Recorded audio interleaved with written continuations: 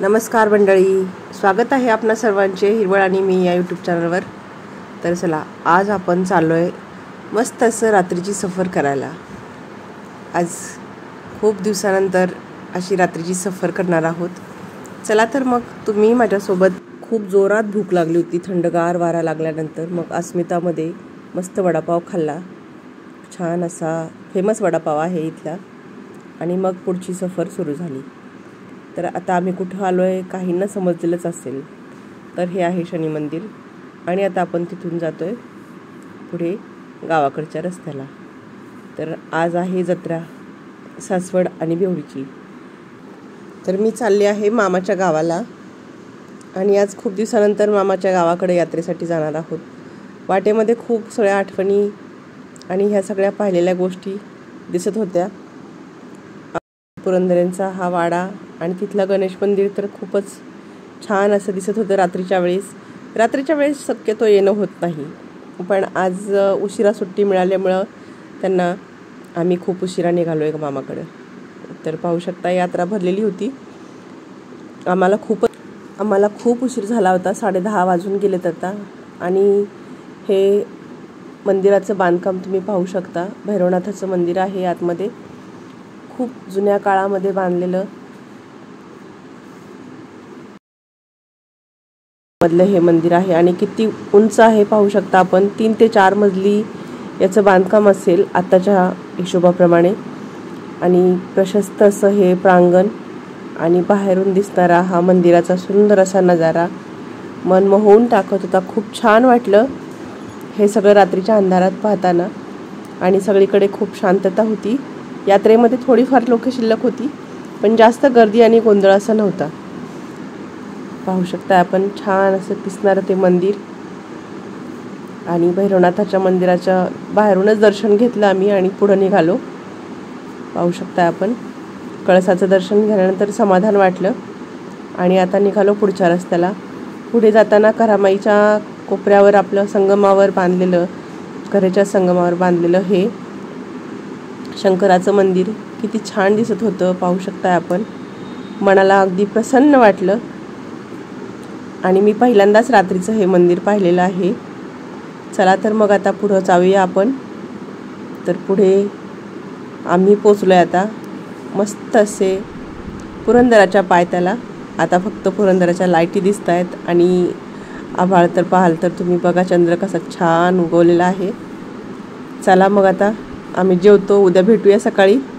रात्र गप्पांमध्ये आणि आठवणींमध्ये कधी संपली ती कळलंच नाही. आणि अशा प्रकारे सकाळ झाली आणि सकाळचं हे सुंदर स्वच्छ आभाळ आणि उगवलेला सूर्य. मस्त असं सूर्याचं दर्शन घेतलं आणि मग दिवसाला सुरुवात केली. आणि गावाकडची ही शांतता पाहू शकता आपण.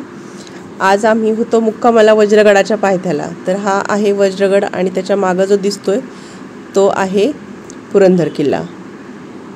तर पुरंदर किल्ल्याला रात्रीचं तुम्ही पाहिलंच, फक्त लाईटच दिसत होत्या. अंधारामुळं काहीच दिसत नव्हतं. आणि हा असा सुंदर रमणीय परिसर पाहिला की छान वाटतं. आणि सकाळच्या प्रसन्न वातावरणात खूपच सुंदर असं वाटत होतं. मनाला खूप शांतता लागत होती. असं कधीतरी स्वतःसाठी आणि स्वतःच्या शांततेसाठी आपण जगलो आणि आपल्या आवडींचे छंद पूर्ण केले तर खूप बरं वाटतं मनाला. आणि हे स्वच्छ निरभ्र आकाश आणि असा उन्हाळ्यामध्ये फुललेला हा गुलमोहर, माझं आवडतं झाड गुलमोहराचं. पाहू शकता आपण किती छान असे रंग आहेत दोन्हीचे पण. एकाचा आहे शेंद्री आणि एकाचा आहे लाल. तर बघा, आयुष्य जगताना स्वतःसाठी देखील कधीतरी वेळ काढला पाहिजे. आणि असा हा वेळ आपल्याला नवीन जगण्यासाठी एक एनर्जी देऊन जातो.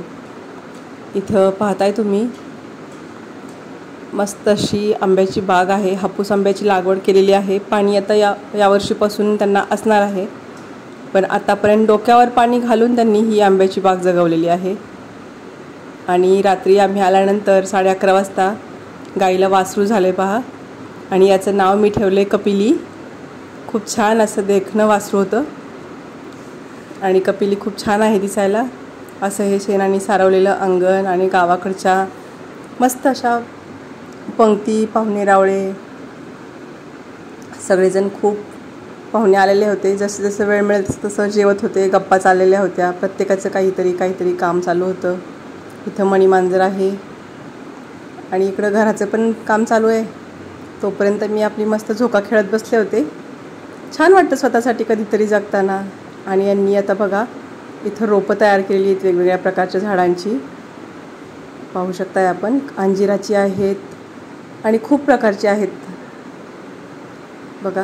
प्रकारे एक उन्हाळ दिवस कधी संपून गेला कळलं देखील नाही. सर्वांनी डान्स केल्यानंतर दमले होते. मग थोडा वेळ आता सगळे झोपलेत आणि मी बसले व्हिडिओ करत. ह्या सगळ्या आठवणी आता राहणार नाहीत, कारण मामा आता नवीन घर बांधायला काढणार आहेत. आता हे जे आठवणीतलं घर आहे ते संपणार आहे, म्हणून हे सगळं व्हिडिओमध्ये मी साठवून घेते आहे. तर पाहू शकता इथे शिकं लावलेलं आहे. किती छान छोट्या छोट्या आठवणी आहेत ह्या. आणि आमचं हे बालपणीचं घर आहे मामाचं, त्यामुळं या आठवणी जपून ठेवणं मला खूप आवश्यक वाटलं.